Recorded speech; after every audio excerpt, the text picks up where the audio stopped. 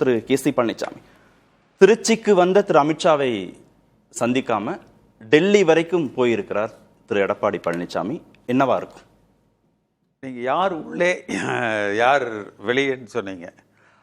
AIADMK NDA இந்த கூட்டணியில எல்லோரும் உள்ள, திமுக கூட்டணியில வெளியில என்பதை என்கிற திசையில தான் இது பயணித்து கொண்டு இருக்கிறது.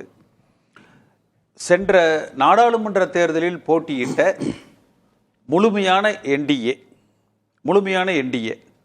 திரு ராம்தாஸ் அவர்கள் உள்பட அதிமுக கூட்டணியில் போட்டியிட்ட டிஎம்டிகே, தேமுதிக உள்பட அனைவரும் இணைந்து பயணிக்கக்கூடிய ஒரு சூழ்நிலைகள் இன்னும் ஒரு 2-3 நாட்களுக்குள்ள ஒரு தெளிவு பிறக்கும், ஒற்றுமை பிறக்கும், ஒரு வலிமையான கூட்டணி கட்டமைக்கப்படும். பொங்கலுக்கு பிறகு திமுகவுக்கு பொங்கல் வைப்பாங்க.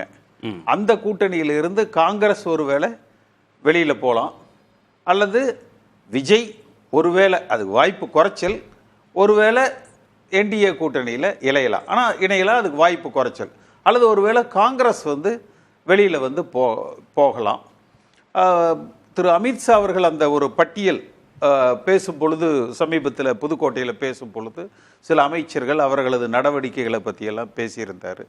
திரு எடப்பாடி பழனிசாமி அவர்களும் கவர்னரை பார்த்து புகார் பட்டியலெல்லாம் கொடுத்திருந்தார்.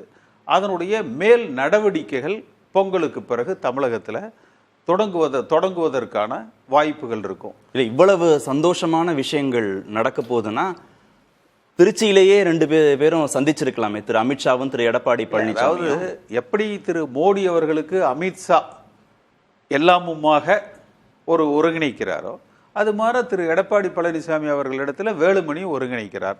3 மணி நேரம் அவர் திரு அமித்ஷா அவர்களை சந்தித்து திருச்சியில் பேசியிருக்கார். பெரும்பாலான விஷயங்கள் அப்பொழுதே பேசி முடிக்கப்பட்டிருக்கிறது. சில பத்திரிகைகளில் வர்ற மாதிரி அமித்ஷா கோவிச்சுக்கிட்டாரு, வெறுப்படைந்து சென்று விட்டார், அதெல்லாம் இல்லை. மிக சுமூகமாக திரு பியூஷ் கோயலை தான் திரு தங்கமணி சந்திச்சார்.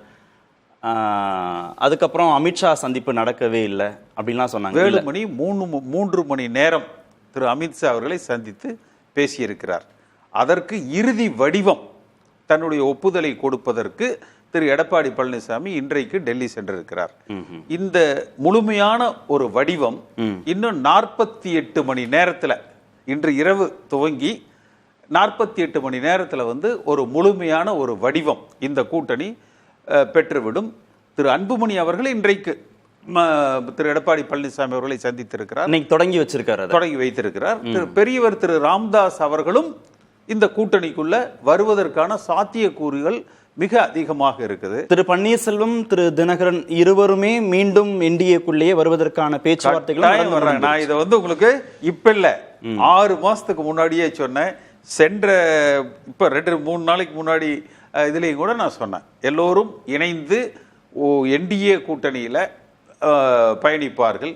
அதிமுக தலைமையில் ஆட்சி அமைப்பதை நோக்கி எடப்பாடி பழனிசாமி அவர்களை முதலமைச்சர் என்று முன்னிறுத்தி எல்லோரும் ஒருங்கிணைந்து பயணிப்பார்கள். ஓகே, இதுவரை பிரிந்து கிடக்கிறார்கள் என்று அவர்கள் எல்லோரும் ஒன்றாக பயணிப்பார்கள். இதுவரை ஒன்றாக இருக்கிறார்கள் என்பவர்களுக்குள் பிரிவுகள் வருவதற்கு அதிக வாய்ப்புகள் இருக்குது. அவர்களுக்குள்ள இருக்கிற அந்த உட்கட்சி பிரச்சனைகள் உள்பட வெளிவருவதற்கு வாய்ப்புகள் இருக்குது. ஓகே.